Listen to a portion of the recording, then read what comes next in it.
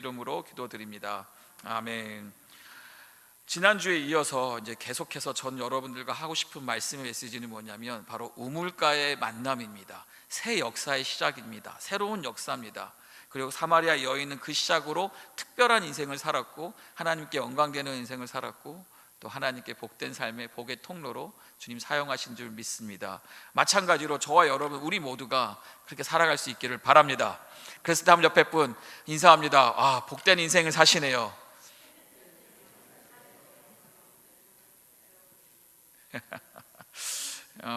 저는 여러분만 봐도 복이 은혜가 넘치는데 여러분 서로 볼 때 은혜가 넘치십니까? 혹시 성가대는 우리 성가대 빼고 넘치십니까?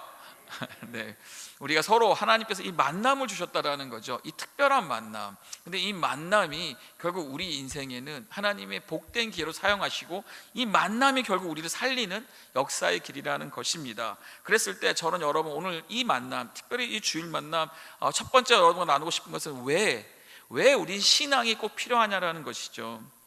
여러분의 신앙을 왜 필요할까요? 오늘 말씀 봅니다. 시편 63편 1절 2절 말씀입니다.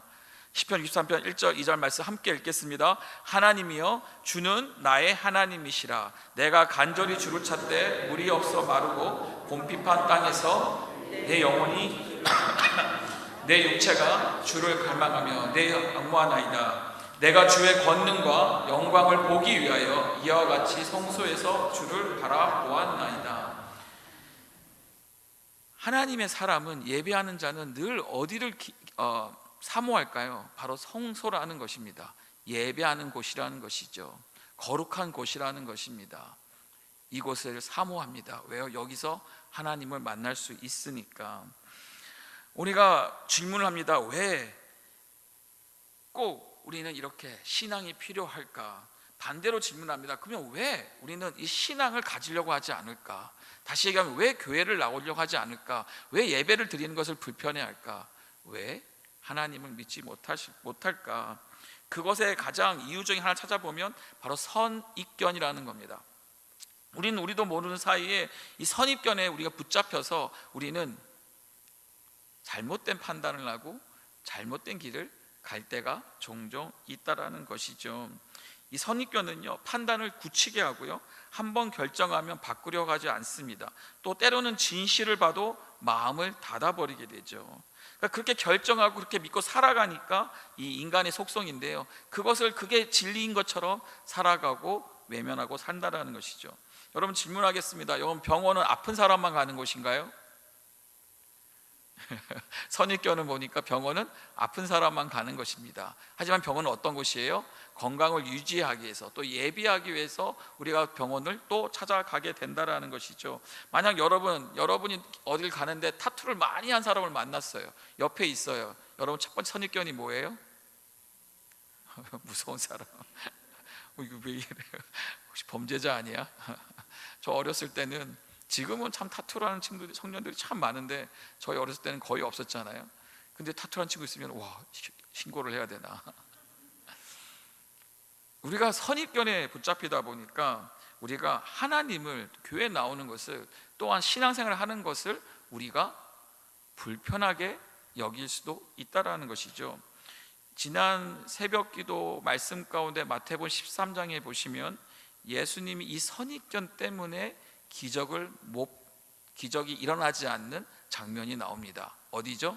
바로 자신의 고향이었던 나사렛을 방문했는데 어떤 일이 일어났습니까? 거기서는 어떠한 기적도 크게 일어나지 않았다라는 것이죠. 그 이유는 무엇이었나요? 바로 저들이 예수님이 회당에서 말씀을 가르칠 때 저들이 놀랍니다. 왜 놀래요? 저들은 지금 예수님을 누구로 보고 있어요? 자신과 함께 살았던 몫으로 보고 있는 거예요.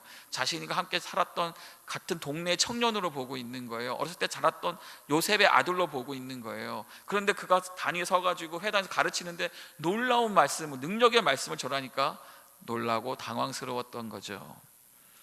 그런데 더 아이러니한 것은, 그러면 그렇게 바뀐 예수님을 보면 좋겠는데 아직도 거기에 시선이 멈춰 있으니까 아무리 능력을 피려고 해도, 거기서 기적을 행하여도 성경의 말씀을 보니까 거기서는 큰 기적이 일어나지 않았다. 다시 말하면 나사렛 동네 사람들은 예수님을 배척했다라고 말하고 있습니다.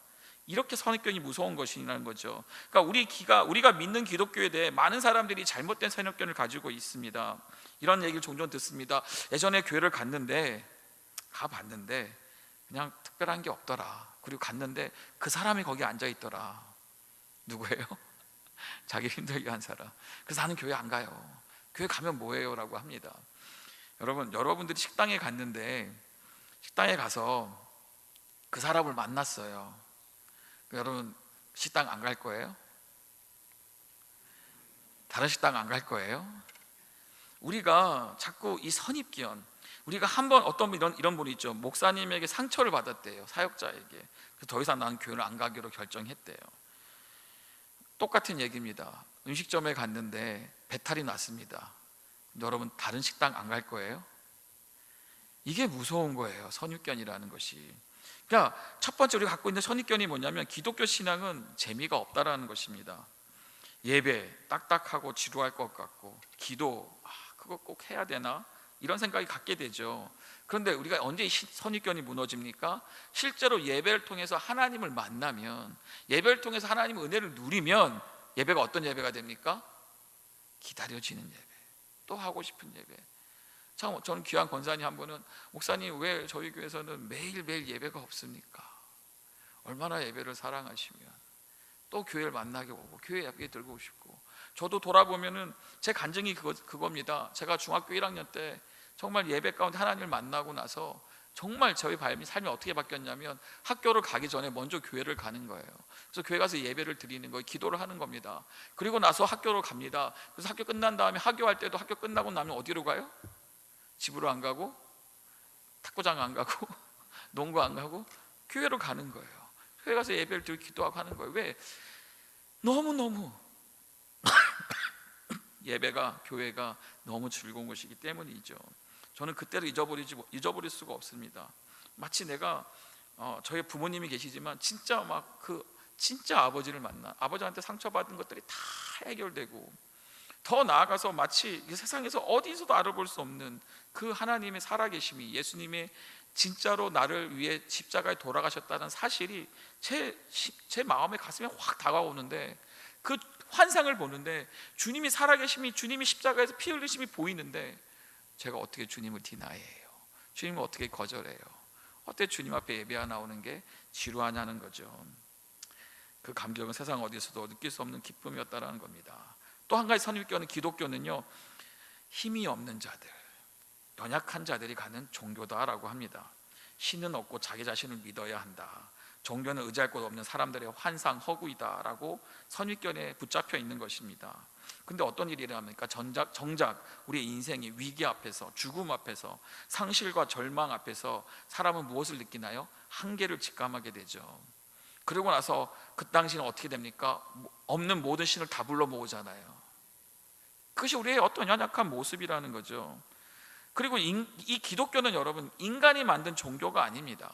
하나님이 우리를 위해 내려오신, 찾아오신 복음이라는 겁니다. 인도에는요, 수천 개의 신이 있습니다. 인간이 만든. 일본에는 집집마다 가면 신이 있습니다. 사람이 만든. 그러나 예수님은 사람이 신이 되려 한 것이 아니라 이 땅에 신이 사람이 되셔서 우리 가운데 임하시고 우리에게 같은 형상, 같은 언어를 사용하시면서 우리를 구원하신 분이라는 것이죠. 약한 사람들의 종교가 아니라는 것입니다. 세 번째는요, 이건 많이 동감하실 겁니다. 모태신앙으로 자란 분들이 기독교 신앙은 도덕적인 삶만을 강요한다. 교회를 가면 맨날 이렇게 혼내냐, 교회를 가면 이거 해야 되지 말라고 저거 해야 된다, 이거 해야 된다, 저거 해야 된다, 이런 도덕적인 얘기. 그러니까 마치 교회를 가면 선생님, 무서운 선생님 같고 항상 판사가 있는 것 같고, 그렇게 느껴지면서 그런 선입견을 갖고 있는 거죠. 실제로 말씀을 배우고 은혜 안에 거하고 또 실제로 성경 공부를 하면서 우리는 무엇을 배웁니까? 율법이 아니라 무엇이라고요? 은혜의 복음이라는 것이죠. 도덕, 맞고 틀리고가 아니라 무엇이라고요? 사랑이라는 것이죠. 다시 말하면 어떠한 법과 법을 강조하는 것이 아니라 무엇을 강조합니까? 관계를 강조하는 겁니다. 어떤 관계요? 아버지와 자녀의 관계, 나를 살리신 구원자와 구원받은 자의 관계, 창조주와 피조물의 관계, 이것이 바로 기독교 신앙 안에서 우리에게 허락하신 하나님의 은혜라는 것입니다. 하나님 우리를 억누른 분이 아니라 우리에게 참 자유를, 하나님 안에 그 은혜 가운데 들어갈 때, 그 품에 들어갈 때 우리는 무엇을 경험합니까? 진정한 노임, 풀림, 자유를 경험하게 된다라는 것이죠. 이처럼 잘못된 선입견 때문에 기독교 신앙은 필요가 없다, 그냥 무관심, 관심 밖에 두는 것을 우리가 볼 수 있다는 것이죠. 그러면 다시 돌아갑니다. 왜 기독교 신앙생활이 필요하냐는 것이죠. 알고 보면 기독교 신앙은요, 우리 믿는 자들뿐만 아니라 믿지 않는 모든 자에게 절대적으로 꼭 필요한 것임을 여러분들이 아실 수 있기를 바랍니다. 쉽게 세 가지로 설명해 드리겠습니다. 첫째는요, 가치 있는 삶을 살기 위해서. 무엇을 위해서요? 가치 있는 삶을 살기 위해서 우리 기독교 신앙이 꼭 필요하다는 겁니다. 보세요, 여러분. 세상 사람들이, 제가 새벽에 이제 새벽 예배를 드리기 위해서 4시 한 20분쯤이면 집에서 나옵니다. 그럼 여러분, 프리웨이를 타는데 놀랍습니다. 그 시간에 차가 많습니다. 전 나름대로 가면 이른 새벽이니까 차들이 없을 거라 예상하고 들어갔는데도 참 많은 차들이 달리고 있습니다. 무엇을 얘기하는 거예요? 굉장히 분주하게 살고 있는 사람들이라는 거죠. 오히려 토요일날 아침과 주일날 아침엔 차가 더 없습니다. 참, 사람들은 왜 월, 화, 수, 목, 금 그렇게 열심히 분주하게 사는 겁니까? 이유가 있는 거죠. 목적이 있는 겁니다. 무엇인가요? 자신이 가치가 있다고 여기는 그 무언가를 이루기 위해서 그 수고와 그 희생의 삶을 사는 것이죠. 어떤 사람은 무엇을? 성공을, 어떤 사람은 명예를 귀하게 여기고, 어떤 사람은 물질, 부와 또한 안락함을 인생의 가치로 삼고 살아가고 있다는 것입니다. 근데 중요한 질문은 무엇이냐? 그렇게 생각하고 있는 그 가치가, 내가 여기는 성공과 명예와 부와 안락함이 정말로 영원한 가치냐라는 것이죠. 여러분, 예를 들어보겠습니다. 여러분 지금 여기 앉아 계신 분들 중에 구글 회사 아시죠? 모르시는 분이 계신가요? 그러면 좀 회사를 좀 바꿀게요. 삼성 아시죠? 너무 좋은 회사 아닙니까?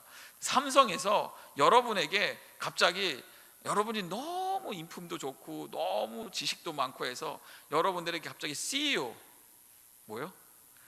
생각만 해도 막 저도 목회자를 그만두고 CEO를 여러분들에게 이렇게 오퍼가 들어왔어요.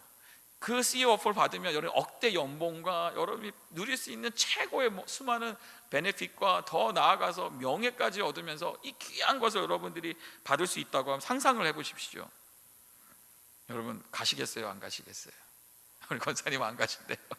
스트레스 갑자기 생각나세요? 보통 일반인이면 생각만 해도, 아니 CEO가 아니더라도 어느 정도 팀장, 어느 정도 회사, 그냥 말단 사원이라도 거기만 들어간다면, 지금 젊은 사람들이 최고의 회사로 여기고 있거든요. 들어만 갈 수 있다면 가겠다고 하겠죠. 왜? 가치가 거기에 있으니까. 그런데 만약 그 다음 날 알게 됐어요. 구글이 주식이 폭락을 한 거예요. 그 회사가 부도가 날 거래요. 여러분 가실 거예요? CEO 준다고 가실 거예요? 안 가죠. 왜? 모든 게 종이 조각이 되니까, 휴지처럼 돼버리니까 필요가 없는 것이 된다라는 것이죠.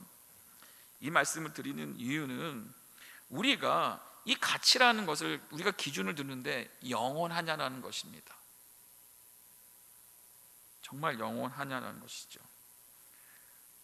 두 번째는요, 하나님의 이 우리가 생각하는 이 삶의 가치는요, 결국 영원한 것이냐 아니냐에 대한 우리가 생각을 해봐야 되는데, 그 영원한 것에 하나님의 존재 여부, 그러니까 하나님이 계신지 안 계신지에 대해서 절대적인 관계가 있다라는 것입니다. 다시 말씀드리면, 하나님이 정말 계신다면, 여러분 진짜 하나님이 살아 계신다면, 진짜 하나님이 우리 창조주라고 하신다면, 그 하나님 안에서 있는 가치들은 영원하다는 것이죠. 반대로 세상에 우리가 여기고 있는 이 모든 것들, 가치로 여기는 것들이 결국 영원하지 않다라는 것입니다.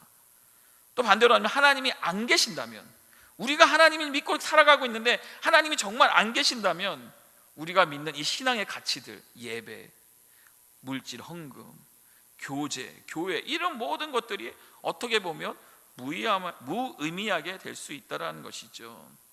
그러니까 뭐가 중요해요, 여러분?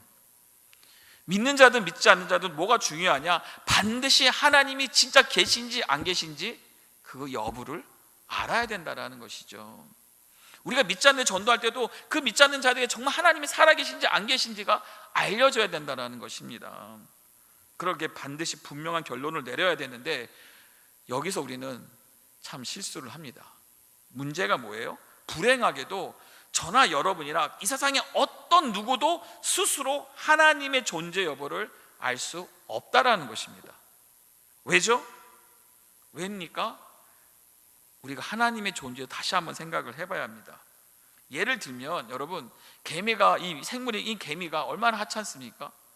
여러분, 개미 지나갈 때 이렇게 정중히 가십시오 라고 이렇게 여러분들 하나요? 아니면 갈 때 때로 밟기도 하죠. 그리고 또 들어오면 막 약을 다 뿌려가지고 다 죽이죠. 왜? 개미란 존재가 그런 존재인 거죠. 근데 여러분 보세요, 개미가 갑자기 사람을 보더니 와, 사람은 뭔가 신적인 존재 같아. 사람은 나를 죽이고 살릴 수가 있어. 또 나에게 음식을 줄 수 있을 때 갑자기 개미가 사람을 향해서 막 존경을 표하고 예배를 하고 막 한다고 생각해 보세요. 가능한가요? 안 되죠. 왜? 개미의 갖고 있는 수준에선 사람을 이해하고 받아들일 수가 없다라는 것입니다. 반대로 얘기할게요. 사람이 개미를 창조할 수 있습니까? 없다라는 것이죠. 그것이 개미와 사람과의 거리라는 것입니다. 그런데 이 둘 다 무엇이에요? 이 땅에 피조물이라는 것입니다. 만들어진 존재라는 것이죠. 그랬을 때 우리가 만들어진 나 피조물이 나를 만드신 하나님을 알려고 할 때 내가 내 힘과 내 지식과 내 능력을 가지고 그 무한한 하나님을 알 수 있겠냐라는 거죠. 인간과 개미의 거리와 인간과 하나님의 거리가 무엇이 더 클까요?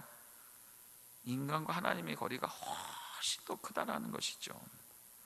그러기에 성경에서는 우리는 우리 스스로 하나님을 알 수 없다라고 말합니다. 단지 추측은 할 수 있습니다. 어떤 추측이요? 하나님이 계신다고 생각이 든다, 아니면 하나님이 안 계신다고 생각이 된다라는 나름의 추측들을 가질 수 있다라는 겁니다. 그랬을 때 성경은 우리에게 뭘 말하냐? 그런 우리에게 하나님이 찾아오셨다라는 거예요. 우리는 우리 실력 가지고 하나님을 알 수 없으니까 결국 어떻게 하나님이 쓰신 방법이 뭐예요? 하나님이 우리를 찾아오셨다라는 거죠.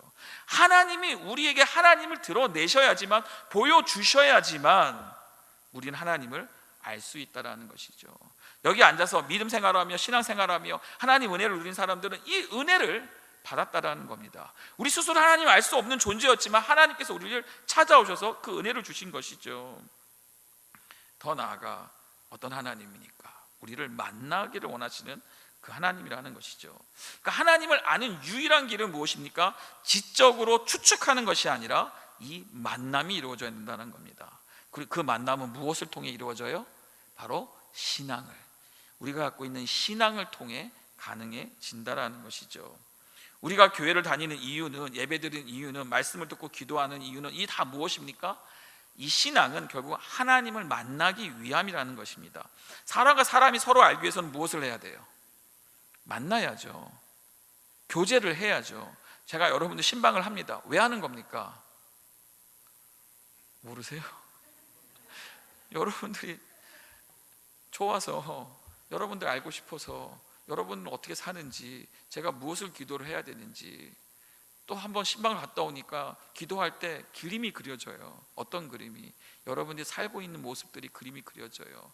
아, 그 집에는 어떤 TV가 있더라, 그 집에는 어떤 냉장, 이런 그림 말고 그 신앙에, 그 안에 들어있는 정말 하나님을 사모함이, 그 가정에 어떠한 어려움들이 있는지가 막 그려지는 거예요. 아니까 만남을 통해서만 가능하다라는 거죠.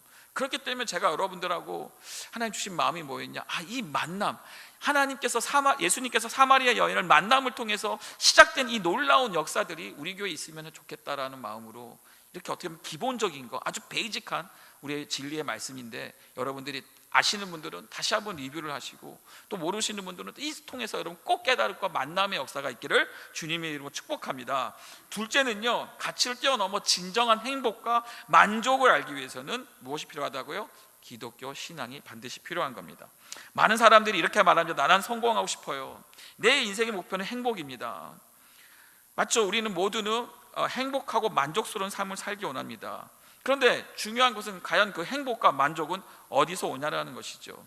제가 가끔 요즘 청년들하고 또 청년들의 대화 가운데 놀라는 게 뭐냐면, 부모님들이 어머니가 딸에게 결혼하지 말라고 해요. 그렇게 가르쳐요. 깜짝 놀랐어요. 근데 왠지 아세요? 설명을 들어보니까 딸아이가 너무나 잘 살아, 직장도 좋고 너무나 인생을 즐겁게 살고 있어. 근데 결혼하면 그 녀석이,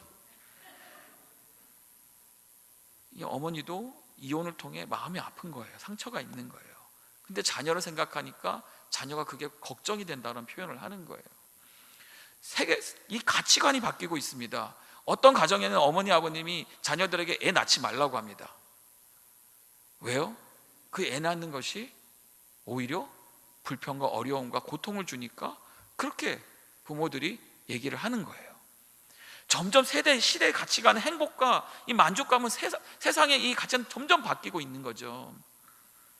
여러분, 돈을 많이 법니다. 왜 법니까? 돈을 통해서 행복을 내가 누릴 수 있을 거라 생각하니까 돈을 많이 버는 거 아닌가요? 그런데 왜 돈을 많은 사람들이 왜 더 오히려 정신병으로 그렇게 많이 가는 겁니까? 왜 우울증과 왜 여러 가지 정신적인 시달림을 갖냐는 거죠.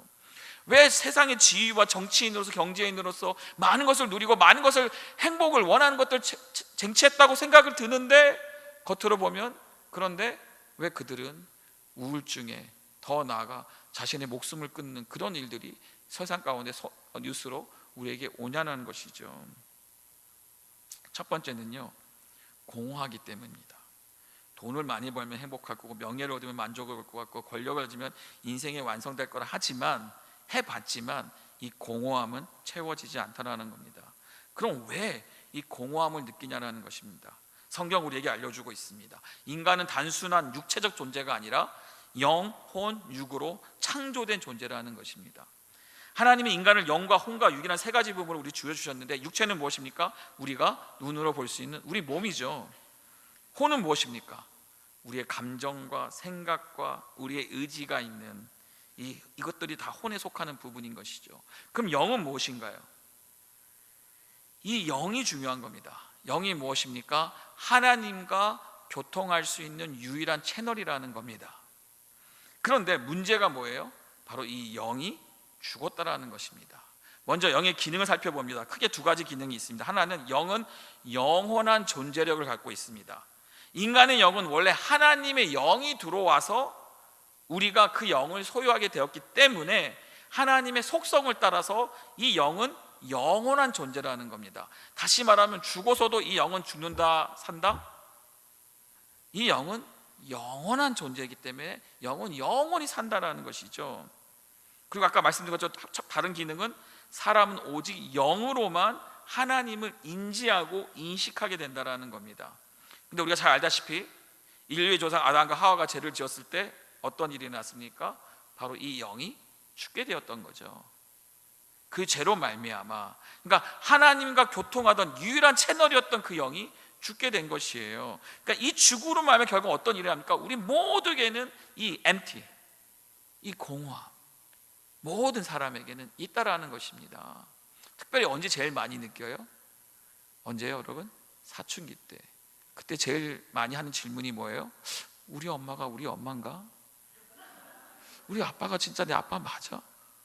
맞는데도 그거에 대해 궁금해합니다. 왜? 이게 안 채워지는 것이 있다 보니까 모든 세상이 들어지는 것이 이상한 생각으로. 그래서 사람들은 그 공허함을 무엇으로 채우려고 해요? 가질 수 있는 모든 것을 최선을 다해서, 본능적인 욕구입니다. 가질 수 있는 돈, 권력, 지시, 명예, 인정, 인과관계, 쾌락, 이 모든 것을 자기 이상으로 삼고 이것에 모든 것을 투자하고 채워보려 하지만 어떤 일이 합니까? 절대로 그 공허함은 채워지지 않는다라는 겁니다. 종교도 그 안에 들어가는 거죠. 샌디에고 다닐 때 아주 유명한 스토리가 있습니다. 샌디에고 갈보리교회 다니고 있는데 그 근처에 사시는 스님이 교회를 방문하셔요. 두 분이. 이유인즉슨 왜 이 교회는 부흥을 하냐라는 거예요. 왜 이 교회는 사람들이 모이냐라는 거예요. 그래서 나름대로 뭔가를 비결을 받고 싶어서 찾아와서 한경 목사님을 만났습니다. 이거 유명한 스토리입니다. 그래서 목사님도 당황스럽죠. 교회 스님 두 분이, 머리 이렇게 계신 분이 스님 목 입고 찾아오셨으니까. 그래서 본인 당회실로 목사님 방으로 이렇게 모셔서 대화를 하는데, 와, 진짜 이분들은 간절한 거예요. 무엇이? 절이 부흥하도록 사람이 모이도록 간절한 거예요. 그런데 목사님이 대화를 막 하는데 질문을 던진 거죠. 천국에 대해서 아시죠? 그러니까 그 교리 안에 천국도 있습니다. 안다고 얘기를 합니다. 그럼 천국에 갈 수 있는 확신이 있냐고 했더니 두 분 다 노력하고 있습니다. 지금도 노력하고 있습니다. 아니요, 확신이 있냐고요 했더니, 목사님, 그래서 저희는 지금도 고행하고 수행하고 평생을 그렇게 수행하는 겁니다. 와, 그때 이제 목사님 복음을 발지해 주신 거예요. 전 천국 갑니다. 지금 죽어 천국 갑니다라고 얘기를 한 거예요. 그러니까 그 스토리가 어디로 끝나냐면 그중 한 분이 기독교인이 됐습니다. 참 중요한 게 뭔가, 우리는 무엇인가로 채워지지 않는 이 영의 죽음으로 일어난 이것을 채우려고 한다는 것이죠. 그랬을 때 대답은 무엇인가요? 이 죽어있는 영이 다시 살아나야 되는 겁니다. 성경은 우리에게 말하고 있습니다. 사람이 거듭나지 아니하면, 무엇하다 하지 않으면요, 거듭나지 아니하면, 이건 뭘 얘기합니까? 영어로는 born again이라고 하는 말입니다. 다시 말하면 다시 태어나지 아니하면. 그때 니고데모가 뭐라 그래요? 그럼 내가 다시 나의 어머니의 뱃속에 다시 태어나야 됩니까? 라고 질문을 하죠. 그러니까 born again을 해야지 않으면 하나님 나라를 볼 수 없다. 다시 말하면 내가 born again 되지 않으면 하나님을 알 수가 없다라는 겁니다. 그럼 어떻게 born again 돼야 되나? 이것은 그냥 결심이나 각성이 아닙니다. 이건 철저히 그 말씀 그대로 우리의 영이 다시 살아나는 것인데, 그 방법은 유일하게 하나라는 겁니다. 하나님이 우리를 만나 주셔서 우리 영이 다시 살아나는 거예요. 하나님이 아담과 하와를 지을 때 거기에 생기를 집어넣었을 때 그 영이 살아난 것처럼 다시 하나님이 우리 영을 집어넣으셔서 살아나게 하신다라는 것이죠. 좀 더 자세한 내용은 다음 주에 이 말씀들을 보도록 하겠습니다. 그러게 다시 돌아갑니다. 예수님을 통해서, 거듭남을 통해서 다시금 우리의 참된 이 신앙생활의 행복과 우리의 만족함을 우리가 발견할 수 있다는 것입니다. 세 번째는 뭡니까? 영원한 생명을 얻기 위해서는 무엇이요, 여러분? 영원한 생명. 그냥 생명이 아니라 어떤 생명이요? 영원한 천국에서 영원한 행복한, 영원한 기쁨, 영원하게 하나님 주시는 행복과 만족을 누릴 수 있는 이 생명을 얻기 위해서는 이 기독교 신앙이 꼭 필요하다는 것입니다. 우리가 인생에서 가장 소중한 것이 무엇인가요, 여러분? 어떤 사람들은 써보면 질문을 하면 가족이라고 얘기합니다. 어떤 분들은 또 집에 자신의 가장 보물인 집이라고 하시는 분도 계시고요. 어떤 분은 자기가 기르는 이 반려동물이 네, 거기까지 가지 맙시다. 반려동물이 가장 소중하다 그러고, 뭐 자기 직업이, 자기의 인생가 아닌 나의 가족들이 한다고 하는데, 여러분 가장 소중한 게 뭘까요? 나입니다. 나 자신이죠. 그 어떤 것도 내가 죽으면 더 이상 나하고는 상관이 없는 것입니다. 가장 소중한 것은 나인데, 중요한 것이 뭡니까? 진짜 내가 누구인지를 아냐라는 것이죠. 안타까운 현실이 뭡니까? 나 자신이 무엇인지 생각을 안 하고 살아가는 겁니다. 여러분, 우리가 거울을 볼 수 있으면 나를 발견할 수 있습니다. 어떤 나인가요? 거울에 비춰져 있는 육체죠. 여러분, 그 거울에 비춰진 모습이 내가 참 나인가요? 왜냐하면 그때그때 다르지 않습니까? 어떨 때는 너무 멋있어 보이고, 내가 봐도 참 은혜가 된다, 이럴 때가 있는가 하면, 어떨 때 보면 누구세요? 왜 아버지가 여기 계세요? 거울에 비치는 나는요, 참된 나가 아닙니다. 시간이 지날수록 결국 늙고 병들고 결국 죽게 되는 것이죠. 육체의 이 세포가 계속해서 신진대사를 통해서 세포는 죽었다 살고 죽었다 살고 계속 가면서 우리 몸을 유지를 합니다. 하지만 결국에는요, 세월이 흘러가면 더 이상 육체는 보존되지 않는다는 거죠. 그런데 여러분, 거울을 통해 볼 수 없는 나가 있다는 겁니다. 무엇이죠? 영혼이죠. 여러분, 진짜는, 나의 진짜 자아는 바로 이 영혼인 겁니다. 아무리 시간이 지나도, 아무리 나이를 먹어도, 내가 아무리 병이 들고 내 몸이 아무리 어떠한 병이 있다 할지라도 나라는 존재는 그 나라는 것이죠. 예전에도 이렇게 인사를 하면서 이렇게 하는데, 제가 이렇게 옆에 앉아 계신 권사님이 계셨어요. 그래서 목사님이, 자 우리 인사합시다. 우리 옆에 분들, 오늘 참 더욱더 아름다워 보이십니다. 오늘 더욱더 핸섬해 보이십니다 라고 인사를 시키신 거예요. 저도 권사님 손을 잡고, 오늘 권사님 더 아름다워 보이십니다 했는데, 권사님이 부끄러워 하시는 거예요. 목사님 그래서 얼마나 그 소녀, 너무 아름다우신 거예요. 왜죠? 그 안에 들어있는 나가 진짜니까, 보여진 내가 아니라. 중요한 것이 뭡니까? 우리가 이 나라는 것을 귀하게 여기냐라는 겁니다.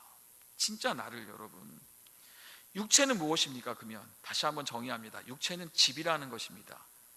그리고 육체는 집이고, 영혼은 뭡니까? 그 집 속에 거하는 주인이라는 것입니다. 그러면 죽음이라는 것은 무엇입니까? 이 영혼이 육체라는 집을 떠나서 이사를 가는 거예요. 어디로요? 영원한 세계로 이사를 가는 것이 죽음이라는 것입니다. 그래서 영혼은 죽은 후에도 계속 존재합니다. 히브리서 9장 27절에 한 번 죽는 것은 사람에게 정해진 것이요, 한 번 죽는 것은 모든 사람에게 정해진 것입니다. 그 다음에 성경은 우리에게 뭘 얘기하냐면, 그 후에는, 언제요? 죽음 그 후에는 무엇이 있다고 말합니까? 심판이 있다라는 것이죠. 중요한 것은, 한 번 죽는 것은 모든 사람에게 정해진 것인데 무엇이 있다고요? 그 후가 있다라는 것이죠. 육체의 생명이 끝나는 것으로 끝나지 아니라 그 후에 영혼의 행선지, 영혼이 가는 정착지가 결정된다라는 것이죠. 죄인된 영혼의 동착지는 어디입니까? 우리가 이 땅에, 세상에 살면서 우리가 법을 어기면, 큰 법을 지면 결국 우리는 어디로 갑니까? 감옥에 가게 되어 있죠.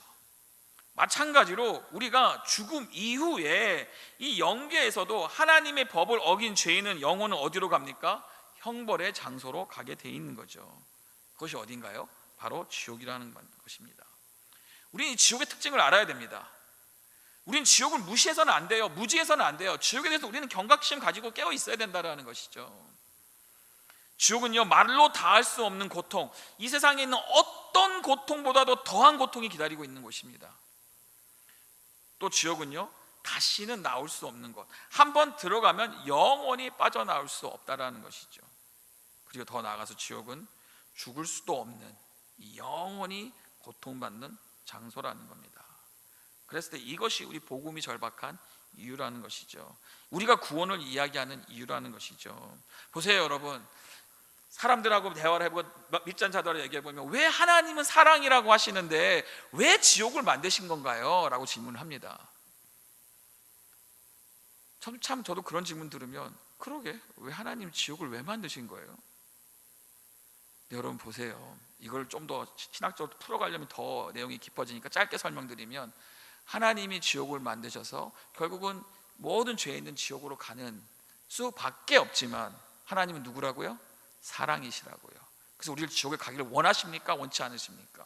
죄인들이 지옥에 가는 걸 원하십니까? 원치 않으십니까? 하나님 원하시는 건 사랑이기 때문에, 원치 않기 때문에 어떻게 하셨어요? 가지 않도록 자신의 독생자 예수 그리스도를 죽이셨잖아요. 대신 가는 그 모든 죄값을 치르라고 이 모든 죄악을 예수님께 토어 부었잖아요. 그러니까 우리는 지옥을 갈 이유가 없다라는 것이죠. 그러니까 하나님은 어떤 하나님이세요? 사랑의 하나님이라는 것이죠. 중요한 것은 뭐예요? 우리가 지옥에 가서는 안 된다는 겁니다. 영원한 생명, 그러니까 지옥에 안 갈 수 있는 영원한 생명을 얻는 길이 있다라는 겁니다. 그것이 뭡니까? 우리 영혼이 어디에 있을 때, 육체 안에, 이 육이라는 곳에 살아 있을 때 우리는 이 하나님의 은혜로, 이 복음으로 영원한 생명을 받아야만 된다는 겁니다. 아멘. 우리는 죽음 이후에 천국에서 영원한 삶을 살 수 있는 그 길, 그 문, 그 키를 우리는 쟁취를 해야 된다는 거죠. 그래서 어떤 목사님은 그렇게 표현하더라고요.